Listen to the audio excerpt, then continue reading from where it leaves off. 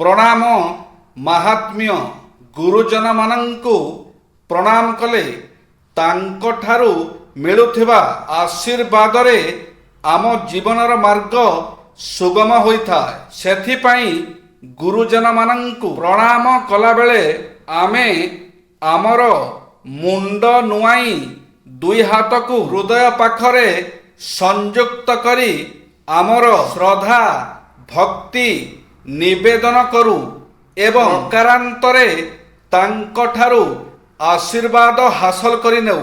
ପ୍ରଣାମ କଲାବେଳେ ଏ ପ୍ରକାର ଭାବଭଙ୍ଗୀର ଆଧ୍ୟାତ୍ମିକ ତାତ୍ପର୍ଯ୍ୟ ଏଇଆ ହୋଇପାରେ ଯେ ଆମେ ନିଜ ମୁଣ୍ଡରେ ଥିବା ସବୁ ଜ୍ଞାନ ଅଭିମାନକୁ ନୁଆଇଁ ବାହୁର ସମସ୍ତ ଶକ୍ତିକୁ ନ୍ୟୁନ କରି ଓ ହୃଦୟର ସମସ୍ତ ଆବେଗ ଅହଙ୍କାରକୁ ତ୍ୟାଗ କରି ଅନ୍ୟ ଜଣକୁ ଅଭିବାଦନ ଜଣାଉ। ସଂସ୍କୃତ ଭାଷାରେ ଗୁରୁଜନଙ୍କ ଉଦ୍ଦେଶ୍ୟରେ ପ୍ରଣାମ ଓ ଅନ୍ୟ ସମସ୍ତଙ୍କ ଉଦ୍ଦେଶ୍ୟରେ ନମସ୍ତେ ବା ନମସ୍କାର ଶବ୍ଦ ବ୍ୟବହାର କରିବାର ପରମ୍ପରା ରହିଛି। ଆମ ଅହଙ୍କାର ହତ ଅଭିମୁଖ୍ୟର ଏହି ଆଙ୍ଗିକ ପ୍ରତିବେଦନ ଆମ ପ୍ରଣାମ ପରିବାରର ଏକ ମୁଖ୍ୟ ଚରିତ୍ର। ଆମ ପ୍ରଣାମ ପରମ୍ପରାର ଏକ ମୁଖ୍ୟ ଚରିତ୍ର।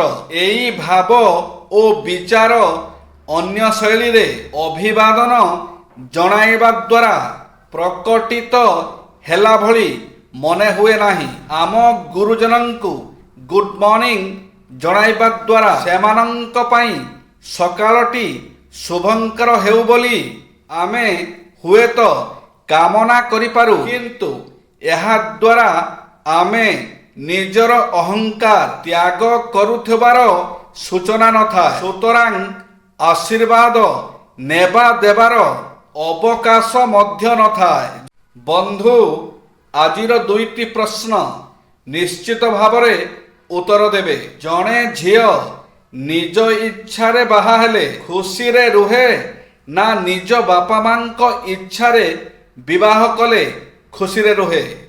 ପ୍ରଶ୍ନର ଉତ୍ତର ଅପେକ୍ଷାରେ ରହିଲି। ଜଣକୁ ବହୁତ ଭଲ ପାଉଥିଲି। ମୋ ଜୀବନରେ ପ୍ରଥମ ଥର ପାଇଁ ମୁଁ କାହାକୁ ଏତେ ଭଲ ପାଇଥିଲି ସେ ବି ଚାଲିଗଲା। ପୁଣି ଥରେ ଆଉ କାହାକୁ ଭଲ ପାଇବାର ନାହିଁ କି ବିଶ୍ୱାସ କରିବାର ନାହିଁ। ପ୍ରକୃତରେ ସେଇ ଲୋକ ଗୋଟିଏ ଦିନରେ ବଦଳିଯାଏ। ଯିଏ ଦିନେ କହୁଥିଲା କି ଧନ ସମସ୍ତଙ୍କ ପରି ନୁହେଁ। ଜୟ ଶ୍ରୀ ଜଗନ୍ନାଥ।